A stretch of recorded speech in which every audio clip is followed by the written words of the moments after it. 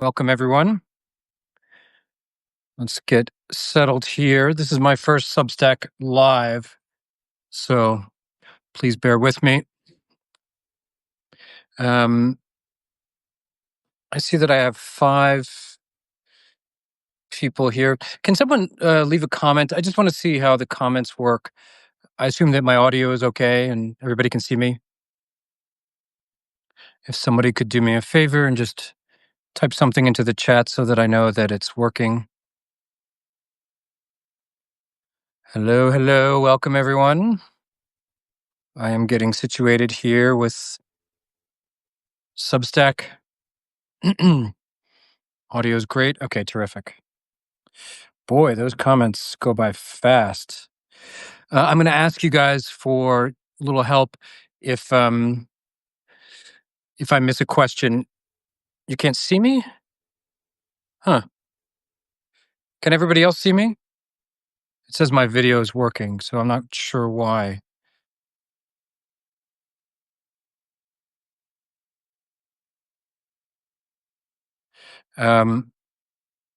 Not sure if that's just him. uh, can someone just please tell me if the audio and video is working well? Because someone says you s- you okay. So last you can see me. Okay, so I'm not sure why people can't see me. It's probably just loading, to be honest. Everything seems fine on my end. Okay, well, let's get settled. We're just going to have a nice little casual hangout here. Um, I'm drinking my rooibos tea, which is my new favorite. It's not new. I just forgot about it. I had discovered it years ago. Rooibos is spelled like this, if anybody's curious. It's probably backwards on this. Has no caffeine, so I can drink it at night, and it tastes very earthy. It's like it subs in for me for coffee, so I like it. Okay, you clicked out and back in, and now it's working terrific. Oh, hey, Aaron. Nice to see you. Usually it's your mother here. I'm not sure if she's on Substack. So, anyway, we're just going to have a nice little casual chat. I will answer any questions you have. So, put them in the comments. Uh, and if I miss your question for some reason, probably because these questions, these comments go pretty fast. And it's like, I don't know why they do this. It's like this tiny little window.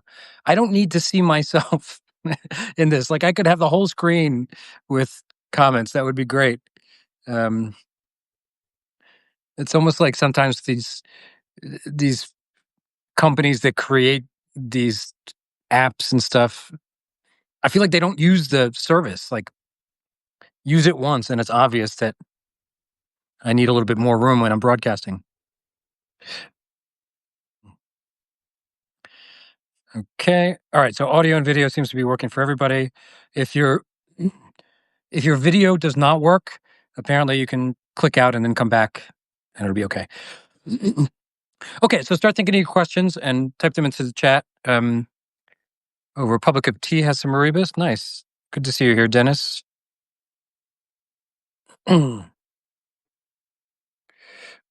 This might be what is this company actually?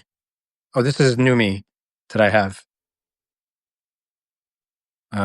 But I'll look into it. But I like it. It's good. It's nice and it's comforting tea. Which there's something wrong with me because I don't like a lot of herbal teas. You'd think I would like, I don't know, a qigong teacher should like chamomile or something, but I'm not a fan for whatever reason. Excuse me. Hi, Mindy. Nice to see you here. Tea is not my go-to. Tea is my substitute for coffee. It's too late to drink coffee, so that's another thing that people get surprised at. Like sometimes people are shocked that a qigong teacher would drink coffee. At this point in my life, I don't think I would learn from a qigong teacher who doesn't drink coffee. I wouldn't trust them. I'm joking, but there's nothing wrong with drinking coffee. It's good for you. Lots of antioxidants. And the idea that you know, you could judge somebody's skill in Qigong by the fact that they drink coffee or the fact that they wear a smartwatch. It's just absurd. Tulsi, I've never tried that as an herbal tea. I'll look into it. Lemon and ginger at night. Oh, that sounds good. See that? I feel like that could be soothing. All coffee all morning. Me too. Hi, Melissa. Okay, nice to see everybody. If anybody pasted a question, I did not see it yet. So please go ahead and, if not a question, go ahead and point me at something. Those of you, if you don't know me very well, my students know very well that kind of my personality and my ADHD brain, that if you point me at a topic, there's a good chance, I would say at least a 50-50 chance that I'm going to rant on it. If it's something I care about, obviously it has to be something within my realm of expertise. So what is my realm of expertise?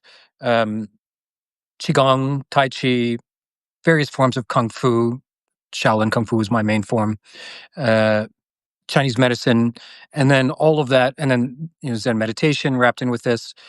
And all of this, I really think that my expertise at this point is mental health, but also chronic pain and ADHD. I've managed my ADHD for decades, even before I knew I had ADHD. And then apparently I'm also an expert in fall prevention. Apparently, I am one of the world's foremost experts in fall prevention and balance. And I'm kind of joking, but not really. It's true. I only learned this recently myself while writing an article and researching it. I always knew that Tai Chi, remember that they use the terms Tai Chi and Qigong interchangeably. So it really, you can't trust what a research paper or someone says if they use the term. It could be either or both. But I've always known that Qigong and Tai Chi are fantastic for fall prevention. What I did not know was that there is nothing in terms of the research that beats it. It is literally the number one. I'm talking from a Western research perspective.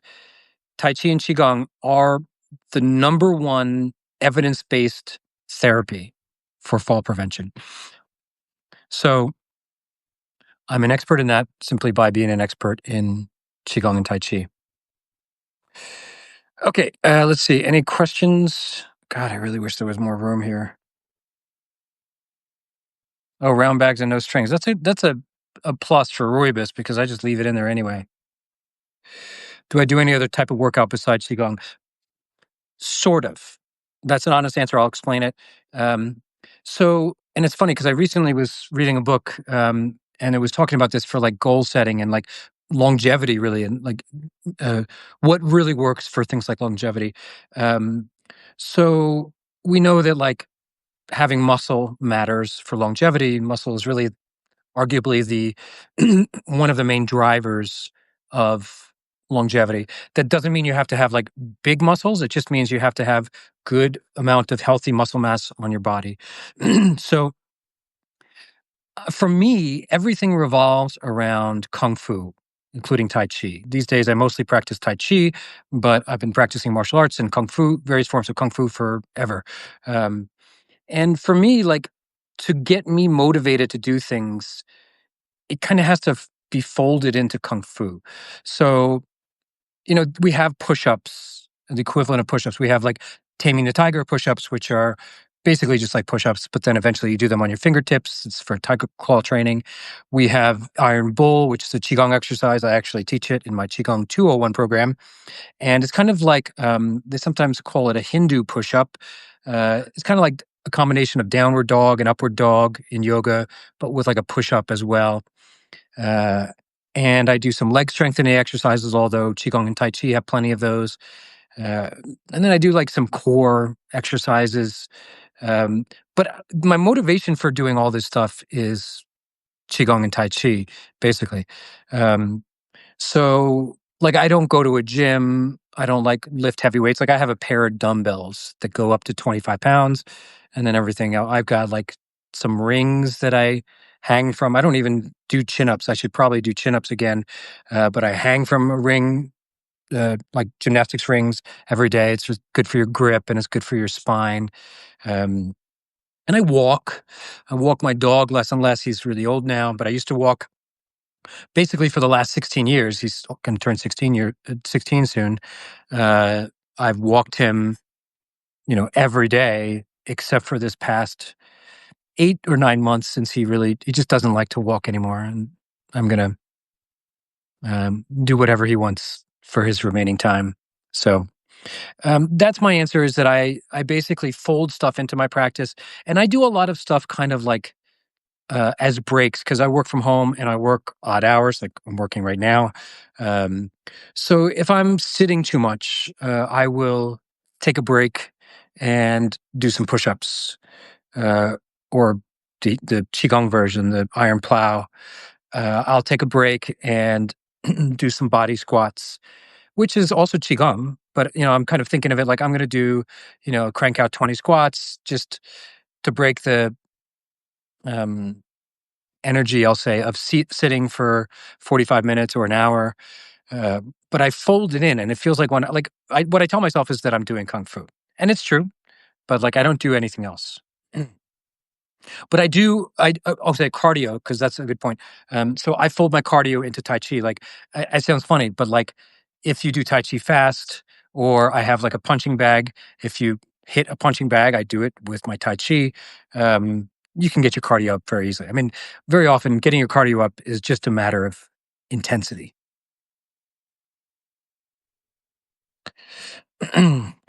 Okay, Larry says, I'm dealing with bone on bone arthritis in my left foot. I've been told that I am a candidate for surgery. I believe Qigong Tai Chi is a big help. Yeah, that's the way to approach it, Larry. I'm sorry to hear about the arthritis, um, but the way to approach this is to assume, and I'm pretty sure, Larry, that if I remember correctly, you've been doing Qigong for a while. If not, please correct me. But the way to look at this stuff is you should be doing Qigong and Tai Chi no matter what. It's going to give you so many benefits. There is just nothing out there with the holistic benefits that Qigong in general, and then obviously it's my method. I'm a fan of it. That's why I teach it. But my method is especially holistic and gets to a lot of places, even when we don't have a diagnosis or when we don't have a treatment or when we're not sure what's going on. But even in this case, if they're just sure, yeah, this is just typical aging arthritis in the foot, that kind of thing, Qigong is going to help one way or another. And you have to look at the human experience as more than physical because probably your first thought, maybe not just you, Larry, but others, is when I said it would help you, you probably assumed that it was physical, and it will. I think it will help, but like we have to, it's 2025, we have to stop separating. We have to stop separating mental, emotional, and physical. They are not different. It's all the same. In the West, because of that jerk Descartes, we separate things into boxes. So we like to think physical, mental, emotional, spiritual. And it's bullshit. These are just bullshit labels. And they harm us by uh, forcing us to think in those levels. Everything is connected. Your emotions are connected to your arthritis. Your arthritis is probably making you depressed. Your nervous system is probably jacked up if, the doctors don't have a good prognosis. It's all connected. And we have to, not start because a lot of us have been doing this kind of stuff for a long time, but we as a culture have to stop trying to dissect things because the Western paradigm itself, like if you just look at the human experience from the Western paradigm, you might have to fold in a few disciplines. You might have to fold in like neuroscience and biology and psychology and things like that. But we know with just purely Western research that there is no separation between body and mind, that it has always been bullshit. The placebo effect is in every serious trial, and it is concrete proof of the power of the mind. The nocebo effect, which is the opposite of the placebo effect, is incredibly, now there's research showing that is arguably more powerful or at least lingers. By more powerful, I mean that it lingers longer than the placebo effect, which means that when doctors tell you negative things or you don't fully understand it, but it feels negative to you, that effect can linger and can cause real damage. Doctors harm you by with their negative words.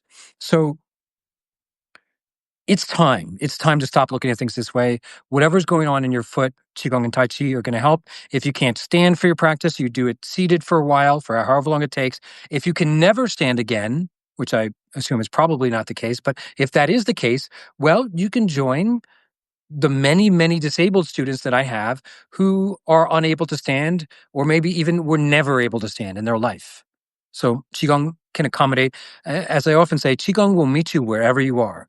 And isn't that beautiful that it's going to, it's accessible to just about everybody. I mean, I say that just to leave room for somebody if I maybe don't know that it's impossible for them to practice. But, I think that for the vast majority of humans, including disabled people, uh, Qigong can work. Okay. Indra says, I have something called a Morton's neuroma, which is oh shit. Sorry. I really want more room on my screen here to see this. It's like this tiny window and there's an arrow in it as well. So it's hard to read. I have something called a Morton's neuroma, which is a pain between my third and fourth toes. Do you have any advice for ameliorating it with doing Qigong?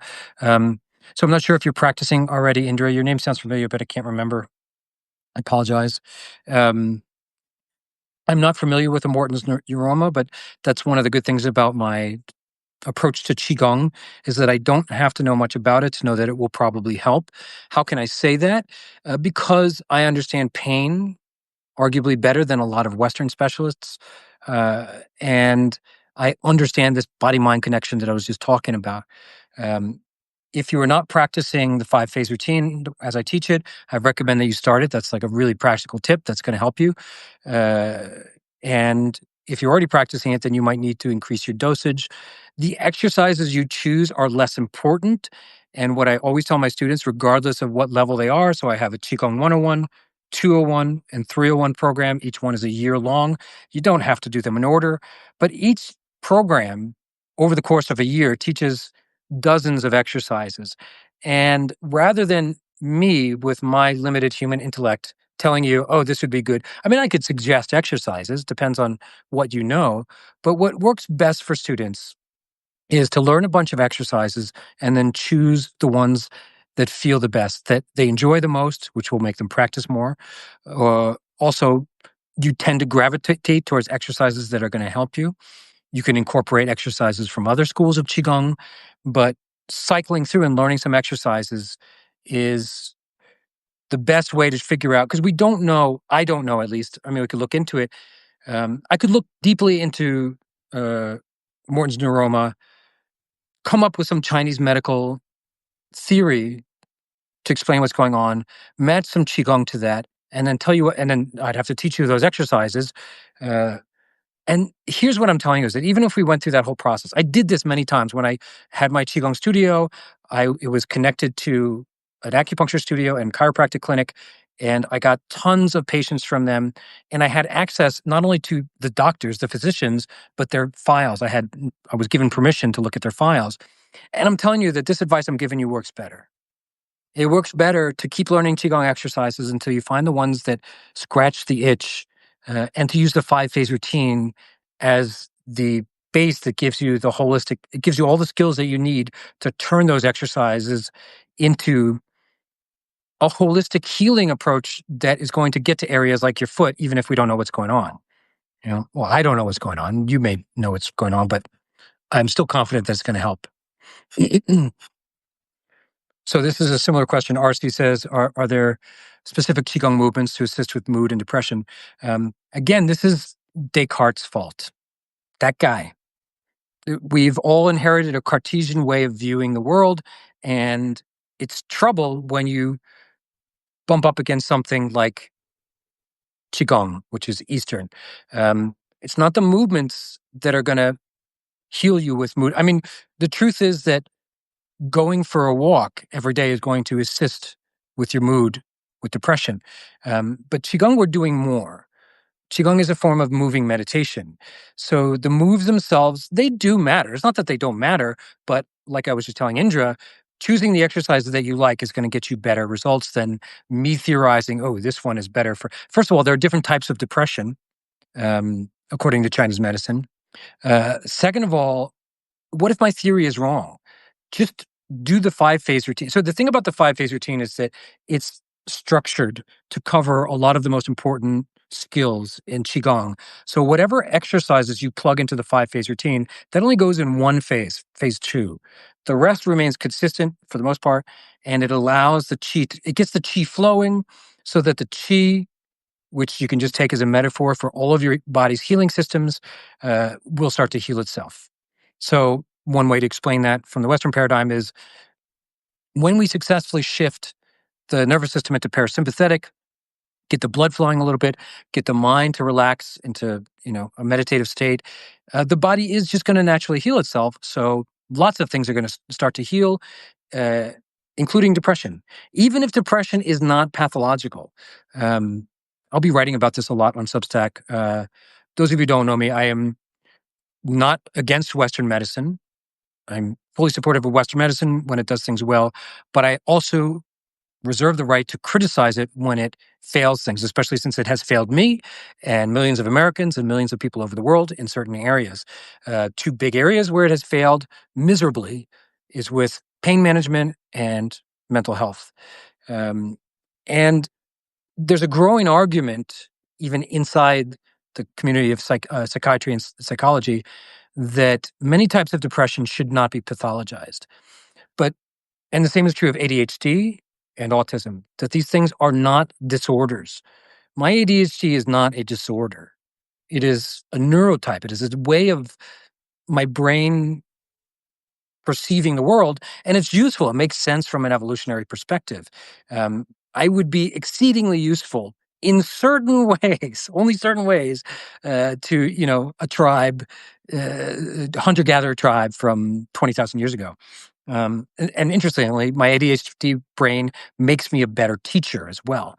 So it is not a disorder. I don't want to cure my ADHD. I just want to manage it better in a world that is not friendly to it. So we have to be very careful with these labels because a lot of them are modern.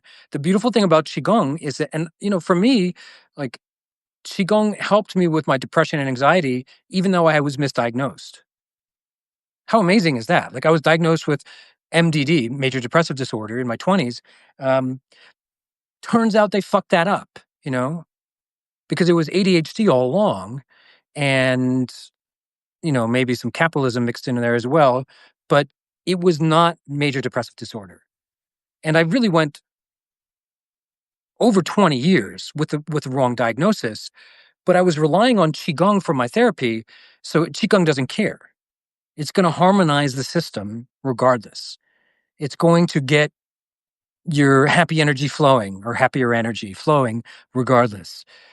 So we have to think a little bit deeper than just which exercises to improve depression. It's more about read my book. I mean, if you haven't read my book, especially the first few chapters are going to take you on a journey of what my depression was like, how many times I failed, and then how Qigong lifted me out. So silk reeling, qigong, and swimming dragon are also great in dealing with arthritis. Just keep in mind that those are not necessarily like the terms in qigong and tai chi get recycled. So silk reeling is usually a term for tai chi, but it's been ported over to qigong many times. Swimming dragon, I have a version of swimming dragon in my school that is probably different than yours. Lots of things will help with arthritis. There's like a lot of evidence with Tai Chi and Qigong for arthritis. And one of the reasons they're exactly what I was just telling, sorry, I forget your name, RC, is that it's not just the exercises, it's the meditative aspect. There are other things sometimes like little things that come into play with Qigong and Tai Chi as well. Like a lot of people practice outdoors a lot. That has therapeutic benefits. A lot of people practice Qigong in a community. That has therapeutic benefits. And the cool thing is it works online. Being part of an online community counts. They say that like, what is it? Solitude is the new smoking. Like being alone too much is as bad as smoking cigarettes for your health and your longevity. So there are many aspects to Qigong and Tai Chi that are therapeutic, even if you don't necessarily think about them sometimes. Okay, Keith says, I'm looking for a program that is for someone who works out a lot already. I did Qigong with the Shaolin master, but its teaching is a lot of memorization for forms. Other programs are too slow and have no physical benefit. Really looking for something that is for meditation. Probably you want my Qigong 101. It sounds like a balance of both. Um, you'll learn uh, 20 something forms, but it's over the course of the year. And again, they don't matter that much because you're going to be choosing your favorites. So I call it a liberal arts Qigong education. So you're reading a lot of stuff so that you get exposed to it, but then you're going to go back and reread the stuff that's most interesting to you. If you haven't read my book, that's a good place to start, Keith. Do the free videos that come with it, the free course, get a feel for things. And then the Qigong 101 starts in January. Go through all the promotional stuff, which will tell you a lot about it, and then make a decision from there. But I think the 101 is probably what you're looking for. Physical benefit is a given if you're doing good qigong. How much physical activity you want depends on the exercises you choose. So, like, there's a qigong exercise in the 18 Lohan hands, which I teach in the Qigong 101. That's like body squats, but kind of a qigong version, and then side lunges and things like that. So, if you want more physical activity, you just choose those. The 301 is not for you, though, Keith. That is not what you want. Um, it's too advanced and it's very internal and quiescent. It's very internal. Like there's not a lot of visible stuff going on. Mind, body, spirit, baby. That's right. That's right, Holly. We need to move chi energy through the joints, points, and meridians to keep well. Yeah, you call it chi, but call it blood, call it lymph, call it interstitial fluid, which is this new organ that they discovered, which is connected to the fascia, which was always there, but they just like 10 years ago realized, oh, this is significant. It's connected to lymph fluid. Lymph fluid is incredibly important. Basically, if you just think about qigong getting all of the fluids in the body flowing better, there's a lot of fluids. You've got blood is the one most people think of. You forgot about spinal fluid, synovial fluid, lymph, interstitial fluid, bile. There's a million fluids in the body as well, like little ones. You get all those fluids flowing better. This is, of course, a metaphor as well. And you're going to be healthier. And in the East, we can call that chi. Chi is more than just fluids, but we could just call all of that chi. I counsel my Qigong students to keep moving. There's no question that moving is medicine. We know that. Like the research on that is bulletproof and it's not going to change. I do think they will start to realize, for example, that slow movement has more benefits than you would have thought. And that's coming out already. Like, for example, zone 1 and zone 2 cardio, which is like, you can look it up, zone 1, 2, 3, and 4 cardio. They're starting to realize that zone 1 and 2 have more benefits than people realized. Like, zone 1 doesn't feel, you're not working out. You're just kind of for the going for the gentlest stroll. And zone 2 is just a little bit above that. You can still have a conversation. Think of like a brisk walk or doing a Tai Chi form or something like that. So movement is medicine for sure. What online communities are available to your students once they join? We've got Facebook groups dedicated for each one. Then we have a community inside the service that I use, which is called Kajabi. So there's a dedicated, kind of like a forum in there. We do live webinars where you can connect with me and also the other students, and then social media as well. Yeah, practicing by yourself can be tough. But one thing that's also in my programs is the guided meditations, which will make you feel like you're in a class. The guided meditations are important for my programs. Uh, they're intentional. I intentionally use guided meditations. I teach through video, but then when you're going to do a session, you use an audio. I don't want you to use visuals anymore. Don't want you to watch me. I want you to close your eyes or half close your eyes and listen, and I will guide you through a class as if you were in a class with me in my old studio. And it feels like you're in a class. Now, there's nobody else there, but it kind of feels like I'm there. But yeah, it's nice to have people around. The other thing you can do is join my programs. Just start with my book. I mean, start with my book and see, like, it's so simple now that I have a book. I mean, it's been 3 years now, but if you vibe with my book, even if you just read a couple chapters and then get the free videos and vibe with my teachings, then you will like my programs. I'm not saying you shouldn't also find community. Maybe you find a pickleball group near you, or maybe you find a local Tai Chi class. Lots of my students also take a local class, but they utilize my, because, uh, um, how do I say this without sounding conceited, but your local Tai Chi teacher or a local Qigong teacher, they might run a good little class and you go to it and it's a good community, but they probably don't have as much training and knowledge as I do. Maybe they do, but probably not. I've been to Asia many times. I went to acupuncture school just to learn Chinese medicine. I've read, you know, 50 to 100 books every year for my whole adult life, not including college. Um, and I've been practicing teaching steadily. It's been my livelihood for 20 years now. So uh, you might learn stuff in my online programs that you're just not going to learn in your local class. But on the other hand, they're giving you something that I can't give you. Well, I can, but only if you live in Albuquerque, New Mexico, and only if you want to cross the river. And I haven't started doing it, but I will start teaching out of my house soon. But that's not going to help you probably.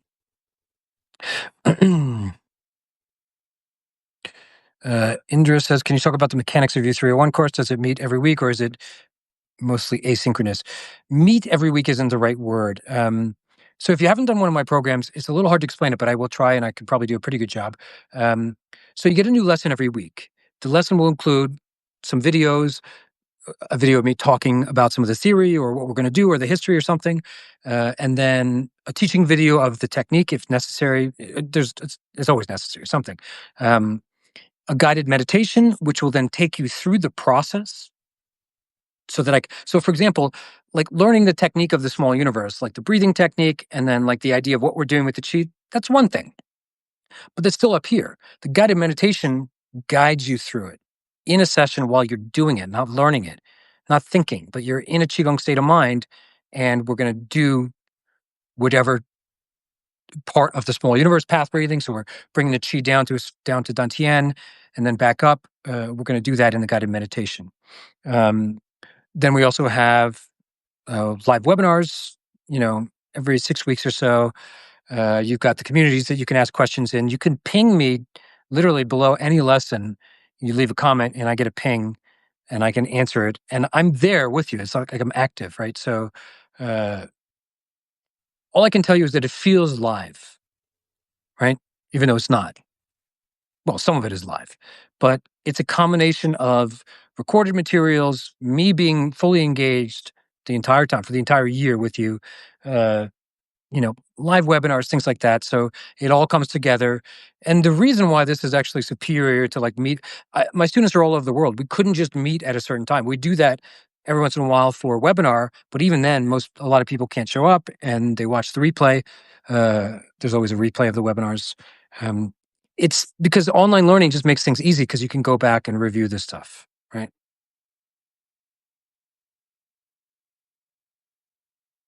So if you're worried about Indra, I'm still answering you.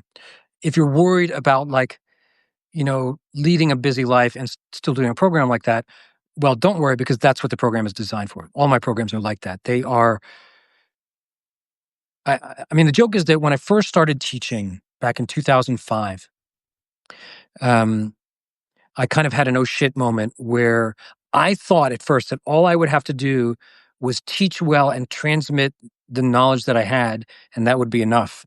And I very quickly realized that students needed a lot more than that. There was psychology involved. I had to help them develop the practice. I had to motivate them and inspire them. I had to educate them sometimes about things that weren't directly related. Like I had to educate people about mental health sometimes, even though that's not like my job technically. There's a lot involved in there to support students that's more than just like teaching a yoga class for an hour per week. And that's what my programs are. It's really a culmination of 20 years of building because I taught the same way in my studio. I mean, we would have classes, but I was blogging, I was giving them handouts, we would have Q&As and discussions. there was a lot of ways that it was supporting students other than just during a 1 hour class per week or something like that. Troy says, Sifu, that's my title, by the way. You don't need to use it, but it is a traditional title. Um, and you're welcome to use it. Sifu is the Cantonese, and then in Mandarin, it'd be Shifu. You can use either one or neither. You can call me Big Tony. Uh, is teacher training scheduled in the near future? Yeah, we're gonna shoot for spring. I think it's gonna happen. Spring 2026 for the teacher training program.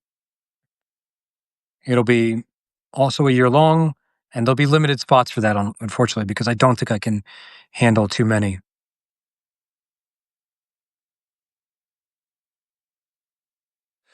Yeah, Dennis, I think you make a good point that the way that I'm teaching is it doesn't replace learning live, but it's so convenient because you can go back like once you get the hang of it, like the ability to go back to review stuff, the ability to interact with me really at any point because like your experience is gonna change. So like that thing that you thought you understood, you might have a new question now and I'll give you my best answer and help you.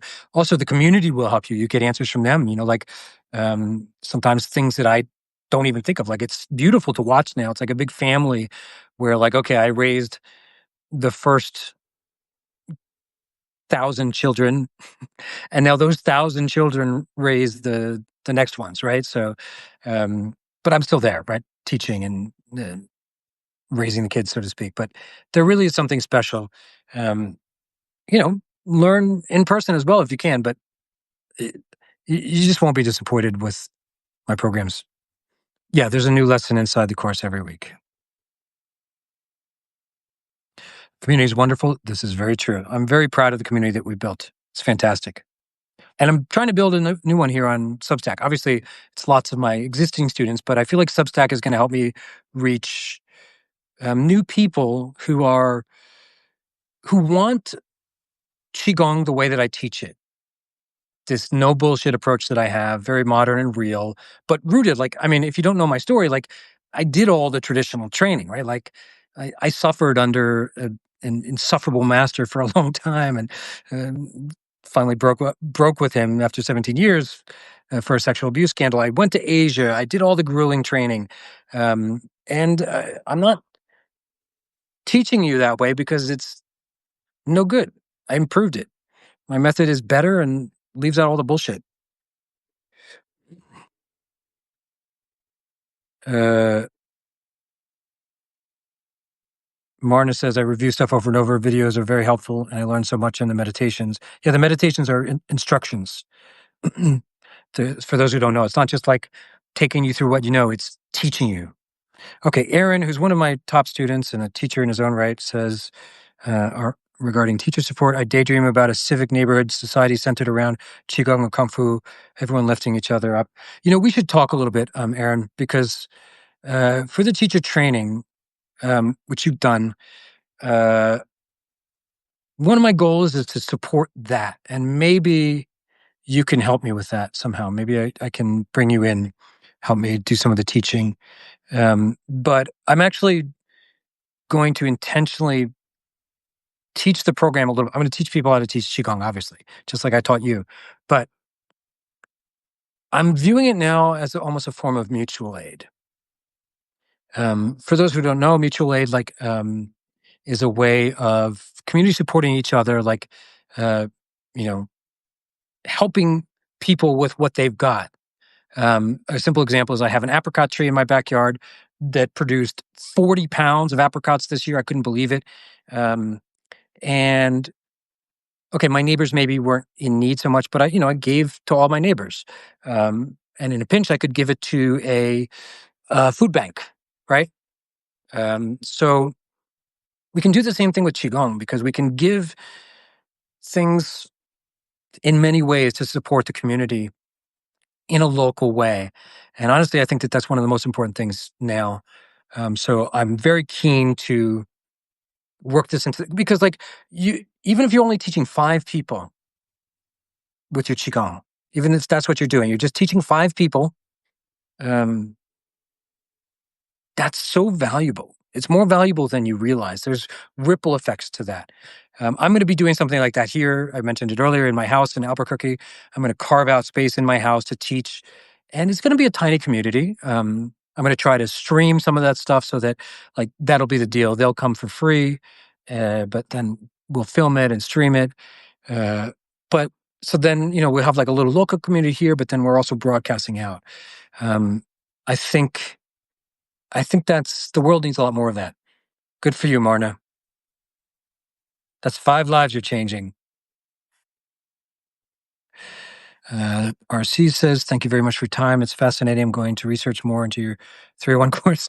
Unfortunately, I have to leave for the evening. No worries. Uh, you can find information. Uh, Maybe, Aaron, you could drop something in the comments. I don't even know if the comments are easily visible to you guys. If you can find the 301 link, Aaron, and drop it in, that would be great. If not, don't worry about it. Although, RC, I think that the 101 is more of what you want. But anyway, have a good evening. You do the program that feels right to you. Sorry, I'm just scrolling through. It's less than a half an inch. I keep coming back to this. It's fine. This is working fine. I like it. But they give me less than a half an inch to see the comments. And it's like, why? So I can see my own face? Come on.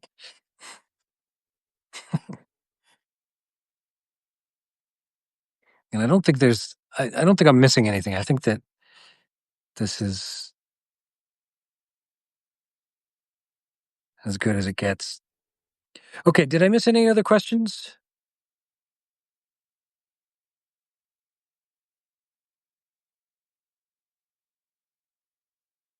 Hit me with your questions, folks. Qigong, Chinese medicine, Tai Chi, mental health. Now's your chance. One of the things that's wrapped into all of my teaching, in person, online, right now, is it's really Socratic in a way. It traces back to Socrates. Um, but it really comes down to dialogue, but also questions. So I say questions, but it can just be a dialogue, something that you're thinking about. The process of engaging like that back and forth is absolutely critical for probably learning anything, but definitely for learning Qigong and Tai Chi, especially in the Western world in the modern era. There's so many things that you have to wrap your mind around. And it's not just me teaching you Qigong, it's us working as a community, uh, talking about Qigong, living it, practicing it, figuring out ways to work it into our life. I mean, the best example is that, I don't have any kids. I've got a dog. He's my kid. But uh, the parents in the community will naturally swoop in to support other parents in the community. If they have issues like, well, I'm trying to practice my Qigong, but I've got, a 2-year-old, blah, blah, blah. And okay, I could maybe offer a few tips, but like, what do I know? I don't have kids. I've had puppies. So if it's similar to having a puppy, then maybe I could help a little bit. But otherwise, uh, the community will help you. Um, and so, I mean, that's included when I say ask questions. Like sometimes it's not just like come up with some deep theory question about Qigong. It's like, hey, how do I do this Qigong thing with a newborn? That's a good question, right? That's something that we should talk about because I want to figure it out too. Like um, I want you to practice, right? It seems so obvious that a teacher would want students to practice, but it's not obvious if you have Asian teachers. Will you be teaching Tai Chi as well online? Yeah, and I'll probably be doing it here. My plan is what I've been saying is that my 10-year plan of teaching Qigong online is now basically done with the Qigong 101, 201, 301, and then the teacher training program. And probably the next 10 years are going to focus on Tai Chi. And I'm really thinking of easing into it here on Substack and maybe even doing some super affordable subscription, but teaching somehow here on Substack. So let's see. But I think there's going to be a lot of that in 2026. Oh, hey, Ryan. I was going to speak to you in Chinese, but if you probably are speaking Cantonese over there anyway. I know who you are. I can't make any of the live webinars. Will it hinder you at all? Negligible, I think. I mean, you'll be able to watch the replays. And then what you could also do, Ryan, is just like before you go to bed tonight before the webinar, is send me or send Melissa some of your questions. It won't be as much of a discussion, but I can like literally just address your question in the webinar live. So you at least get to see me speaking live about it. But yeah, I understand like Hong Kong, that would be hard time wise. I'm also thinking of mixing it up with the webinars a little bit, offering some at a different time, but also maybe merging them. But I guess it's the 2:00 time slot that's a problem for you. I don't think it's not going to like block you from learning. It's just that it would be nice for you to have some access to me live like that. We can talk more about it. You know how to reach me, but I don't think it's not worth not taking the 301, but maybe we can come up with some ideas to solve it. Carl, or is it Carrie? Carl. I'm over 60 and went to get my eyes checked last month. Doctor said I had the eye health of a 30-year-old. Fantastic. He was amazed. I wonder if the closing routine had something to do with it. We can assume so, but that's just the thing with prevention, right? Anytime prevention works, we don't know. But you know, when you're doing something that has a lot of preventative benefits, and then you're told that something like that, like, oh, you've got the eyes of a 30-year-old, like that's pretty good evidence. Like the most Occam's razor tells us that the most likely thing is I mean, you may be doing other things, but like Qigong is definitely contributing. And it's not just the closing sequence, it's the whole thing.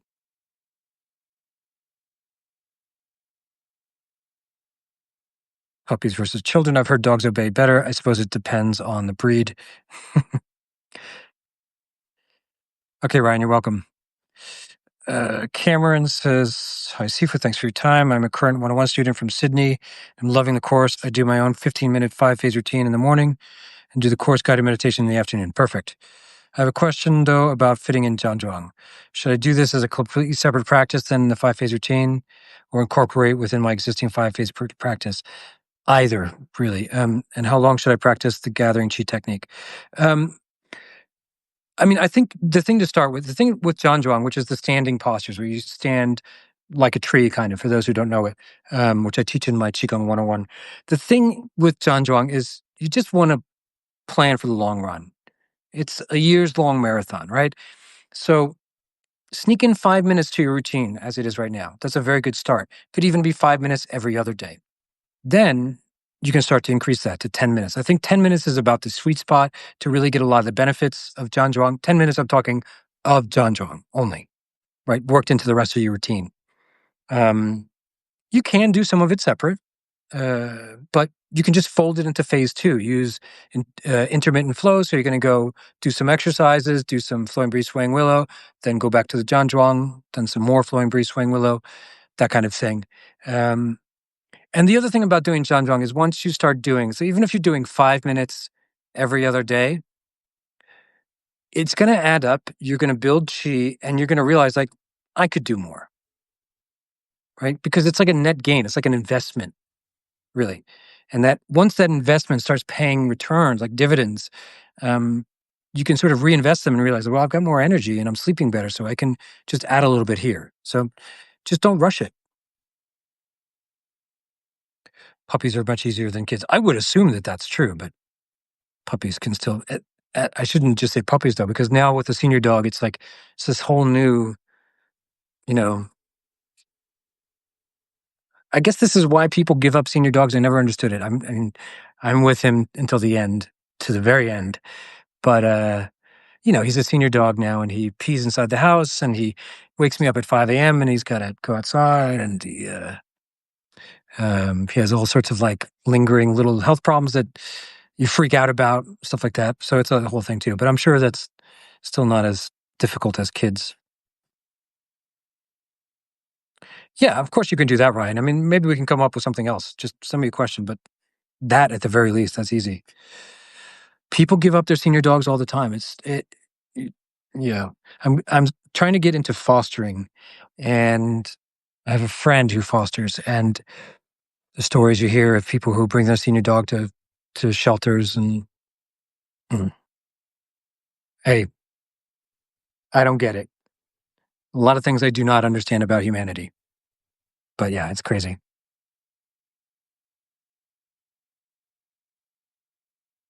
Okay, this is good. I liked other than the tiny little thing at the bottom. What I wish is that I could do it on my laptop somehow. And maybe they'll add that feature. It seems like Substack is growing and adding features.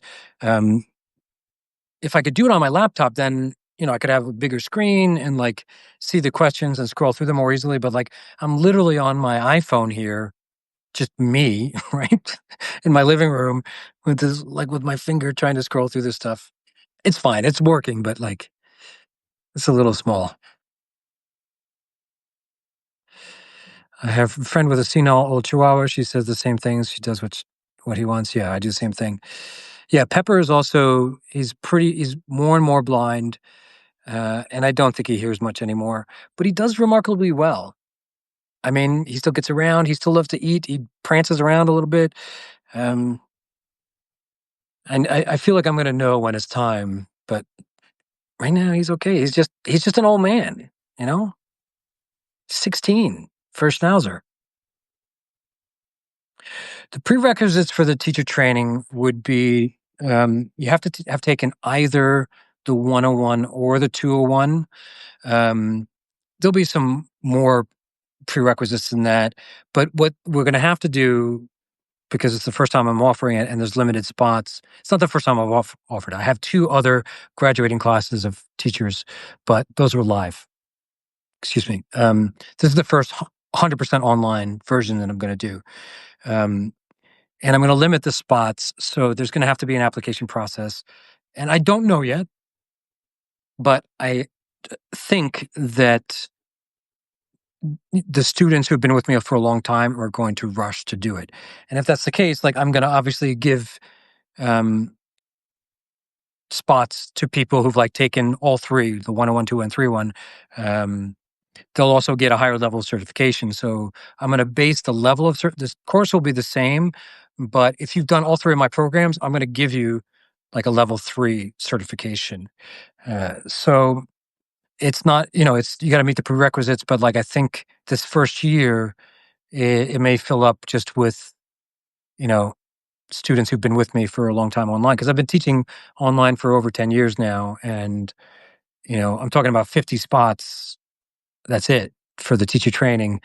So I just don't want people to get their hopes up too much.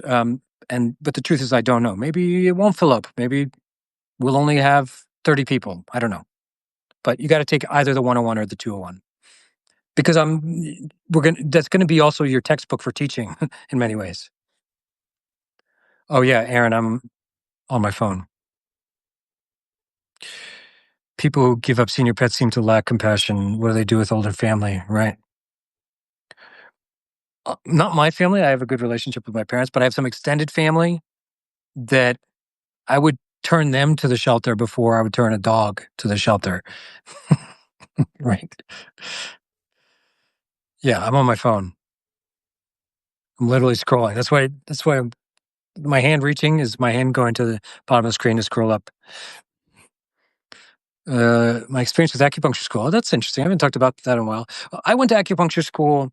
I wasn't sure. I thought maybe I would become an acupuncturist. It seemed like a good idea. But while I was at school, it very quickly became clear that I was meant to teach Qigong. At the time, I thought maybe I was like going to teach Qigong on the side, like at my acupuncture clinic. But I started teaching while I was in acupuncture school. And then at the acupuncture school, I was literally teaching there because the students wanted me. Um, and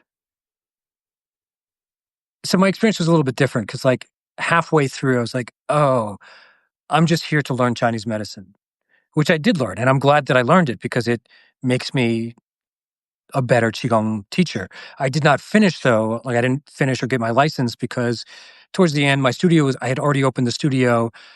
It was a handful, and it was just like, okay, well, I guess I'm dropping out of acupuncture school. Um, I think it's valuable. I mean, it's intense, and it depends on where you go to school and what you're learning. Um, I don't know if you're considering going yourself. I'm still a fan of acupuncture. I know it's gotten a lot of um, bad press for a period there, but that's dying down now because the research is picking up again. And it's a little tricky to research acupuncture, but they're working around it. And I believe now that the research for acupuncture is very impressive and getting better. Um, and it works so well with qigong. So I'm a fan. I mean, especially people who approach acupuncture with a good head on their shoulders and don't get too lost in the bullshit and like they just really uh, you can catch a glimpse of Chinese medicine and then how acupuncture and herbal medicine can fit in, and you can do a lot of good for a lot of people with that. But for me, it was, it ended up just being qigong college. Not really, because I had already learned my qigong, or well, no, actually, I did learn some of the qigong that I teach now. I learned in acupuncture college, the 12 treasures, for example.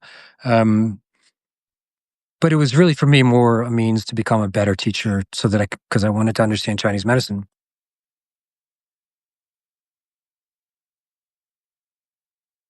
Okay, folks, what happens? Does anyone know what happens to this after I finish it? Does it get saved somewhere? I guess we will find out. If not, we'll do this again. I'm going to start for those of you, especially if you're like Substackers, like you didn't just come to Substack because of me. Um, I'm going to be doing more and more on Substack. I like it. It's my kind of place. I don't like a lot of social media, but I do like Substack because I'm a writer. I'm an author. And even before I wrote my book, I had written 3 books worth of blog posts. So Substack is right up my alley. I'm going to keep publishing posts there, and I'm also going to experiment with teaching. Like I love that I can just weave in videos and audios and stuff like that. Like I said, I think I'm going to be teaching quite a lot of Tai Chi next year on Substack. So um, yeah, I don't know. I assume you can watch it later, but I don't know yet, Carl. We're going to find out together. But anyway, I will do this more. I'm going to do some more lives here. I think this is fine. Um, I think it worked pretty well, actually. I would like to have a bigger screen, but hey, it's fine. And this is a good size. Like if it got to be too big, I think then I'd need moderation or something. That's what I don't even know is if I can. Yeah, I don't think I even have the tool to moderate, to have somebody moderate here, which is weird. Like in YouTube, I could just click somebody and like make you a moderator. Here, don't know how to do that. The tablet, that's not a bad idea. I'll try that, but I don't think it would help so much. It'd be a little bit bigger, but like it's inside the app, and they're really just giving you a small space in there. But it's a good idea. I'll try that. I've run into some chiros who took some extra hours and can legally do acupuncture. I've had some mixed results. I'm not a fan. They can do it very often with 50 to 100 hours. And to give you eh, a comparison, I did 2,000 hours of training in acupuncture, and I didn't graduate. I needed to do 500 or 600 hours more, and they've got 50 or 100. It's like the physical therapist too, like dry needling. Physical therapists are doing some, and sometimes it can help, but like that is not Chinese medicine. It's colonization is what it is. It's they're colonizing acupuncture, taking it for their own. It's cultural appropriation is what it is because it should be folded into Chinese medicine, and it's not. Um, I'm not a fan of it. Obviously, I'm biased, but dry needling isn't that different, though. They really like to say that it's different, but it's not. It comes from Chinese medicine. Just got this from Google. Oh, thank you for Googling that, Carl. Yes, you can watch the Substack live video after it's done. The recording is automatically saved. Yes. So I can publish it later. All right, I will do that. Probably not tonight, but I'll do it tomorrow morning. So if you want to watch it later tomorrow, I'll publish it and you should get an email, I guess. Thank you for Googling that. 13 quarters to finish acupuncture and herbal studies. Yeah, 13 quarters. So that's probably 4 years or so, 3, 4 years. I mean, depending on where you went to school. And if it was in California, it was more, right? California's schooling for acupuncture is even more intense. Yeah, it's worse. Also, if you're worried about needles or damage, go see an acupuncturist. You will never get hurt by somebody who's like a licensed acupuncturist. They are not going to hurt you with the needles. The needles might hurt a little bit. Every once in a while, you'll get maybe a little, bleeding or a little bruising, a tiny bit, but they're not going to do damage. We're trained to, like, okay, so here's an example. I'm not a licensed acupuncturist. I haven't picked up a needle in a long time, um, except for my dog, but that's a syringe, but that's different. Um, Probably 10 years, I haven't picked up a needle. I guarantee you that I could needle better than any chiropractor or physical therapist with no practice. I guarantee it. Like, I know the points better. I know point location better. I just happened to also be very good at needling. Um, and that skill is like riding a bike. We just trained it so much. Um, I was need. Here's an example that might help you. One of the things we did to train the technique for acupuncture was to needle a bar of soap. It's like kind of the right consistency. It's not quite like a human body, but it gives you a lot of tactile feedback, and it's hard to get a needle into the soap without bending the needle. I did more hours on so I used to do it while watching TV. Um, I did more hours on the soap than these chiropractors and physical therapists have done total training whatever they call it. Now, I'm not saying that there isn't a place for it, but I do believe in proper training, and I don't see why they need to do it when acupuncturists are doing it. It seems sketchy to me. Yeah, 4 years plus a summer. That's a lot of training. It's a lot of training. I don't know how many hours that is, but it's got to be. I would say at least 3,000, if not more.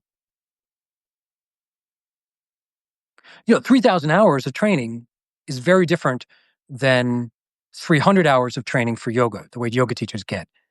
Or even, that's like, more training than nurses get. Nothing against nurses. I love nurses. You hold it all together. That is not a dig at nurses, but like acupuncturists get a lot of training, is my point. All right, folks, we've been going for about an hour. How did you find the soap bar meridians? it, it's It's a bit of a soapbox of mine, we should say, for needling there for my technique. I should get some needles, practice on my leg like we did in school. Those of you who know, there's a lot of needling, stomach 36. It's a stomach point. It's a good point.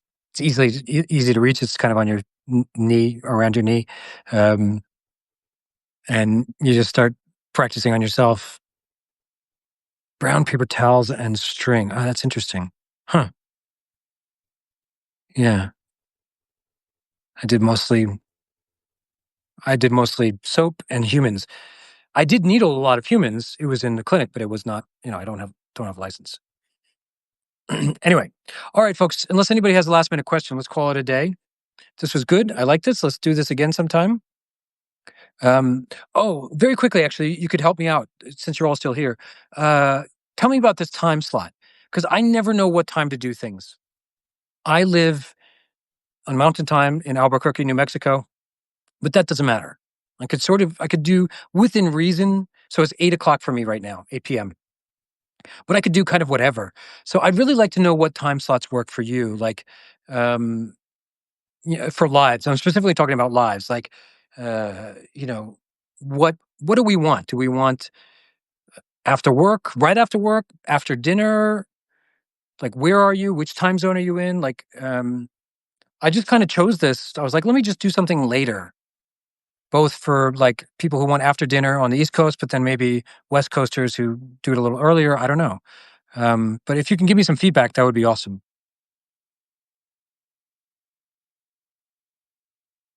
Because I will adjust to what you guys need. I live alone and my dog's asleep. So, okay, I'm glad this time slot was good. Okay, good to know. Thank you, Carl. Oh, you're working weekends now. Aaron, we need to catch up. Let's make that happen. After next week, after the 301 starts, let's catch up.